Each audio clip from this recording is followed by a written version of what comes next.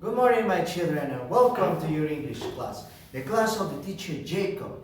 Today, my children, remember, we're going to continue with the review of all the previous topics that we have been working since the day one. Now, today is about small b, because remember, we already started with the second letter of the alphabet. We already saw capital A, small a.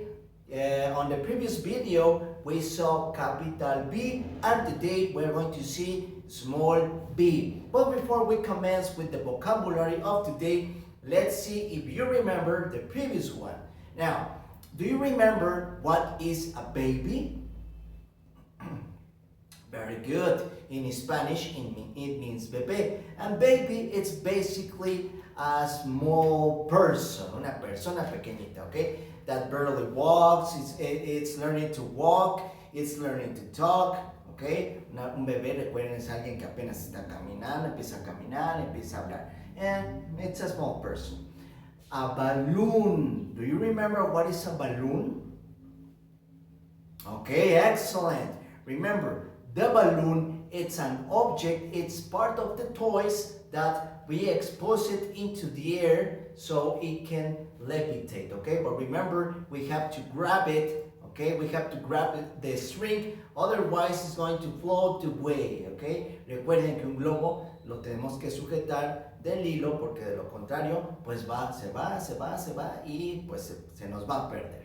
Another object with the capital B was the ball. Now remember, we have all types of balls according to different sports. For example, the basketball, it's a ball that we use with our hands. The football, it's a ball that we kick with our feet. La que pateamos con los pies. The tennis ball, it's a small ball that we hit it with a racket. Okay, recuerden, la pelota de tenis es una pelota muy pequeña, color green, que la utilizamos con una raqueta. Okay, so we have all types of balls for different sports. Another object that you remember with the capital B, okay, the balloon, we already mentioned it, the ball, the baby. Okay, very good, excellent. You remember the vocabulary, so that's why the teacher Jacob is extremely happy. So, today my children, we're going to continue with objects using small b. And here, behind me on the whiteboard, we have three of the most common, starting with the bone. Now remember, the bone is a part of the body that is inside of us, okay? Recuerden que el hueso es una parte del cuerpo que se encuentra dentro de nosotros. All of our body is composed by bones. That means that we have several, including in our arms, in our stomach, okay? Those are called ribs. Las que tenemos dentro del estómago al lado son las costillas. Ribs are also bones. Las costillas también son huesos. We also have bones in our legs, en nuestras piernas, in our feet, en nuestros pies. Basically, in all our entire body is composed, todo nuestro cuerpo está compuesto by bone. And the word bone, la palabra bone in Spanish, hueso. Okay? Now also, something interesting is that the dinosaur bones, los huesos de dinosaurio, were like this, okay? Eran de este tamaño. A single dinosaur bone, un solo hueso de dinosaurio was this size. Era de este tamaño, if not bigger, sino mucho más grande, okay? That's very interesting. Now, let's continue with another word using small b.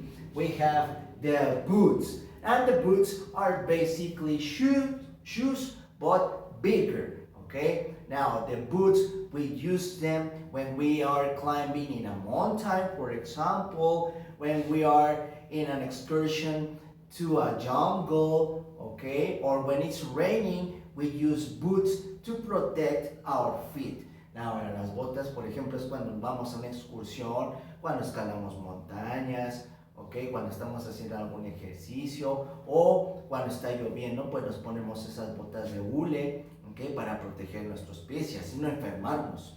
Now, boots, like I mentioned it, are similar to a shoe, to tennis, okay, to sneakers, but they are bigger, okay. Ahora, las botas son similares a los zapatos, a los tenis, pero son más grandes and they are thicker y son más gruesos para protegernos mejor los pies. So, we have the boots, in Spanish, botas, okay, very good. And the last object using small b is the butterfly. Now, the butterfly, first of all, butterfly in Spanish, mariposa. And the butterfly is part of the family of insects. La mariposa pertenece a la familia de los insectos, okay? Remember, before we started with the review, we saw insects with small I, okay? Recuerden que antes de empezar nuestro repaso vimos los insectos que empezaban con la letra I of Indian. We saw the fly, we saw the mosquito, okay? We saw the butterfly, vimos diferentes tipos de insectos, incluyendo butterfly. But I mentioned it one more time, lo menciono nuevamente, because the word butterfly, porque la palabra mariposa in English begins with the small b, okay? Now, other types of characteristics for the butterfly is that it has two wings using several colors. These wings, they help the butterfly to fly, okay? Ahora, recuerden que la mariposa pues tiene dos alitas, estas alitas la ayudan a volar, and these types of wings, they can be with several colors according to the butterfly.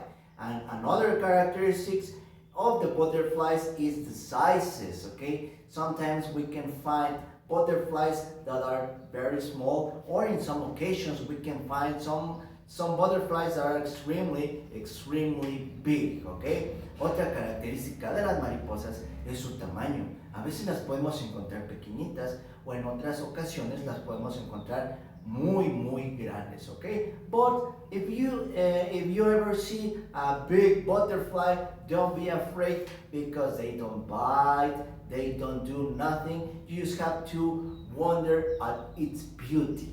Si una vez no se llegan a encontrar una mariposa que sea enorme, pues no tengan miedo porque ellas no pican, no hacen nada. Al contrario, las tenemos que ver porque son muy hermosas de observar. Okay, very good. So, before we finish with the class, let's review one more time the vocabulary using small b. Let's begin with bone.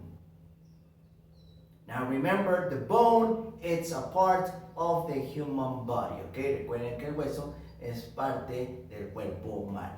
Another object with small b, the boots. Very good, excellent pronunciation. And finally, the butterfly, okay? Remember, the butterfly, it's an insect that has different colors and they can be either small or big. Pueden ser grandes o pequeñas and they do not harm, okay? Y no nos hacen daño, no muerden.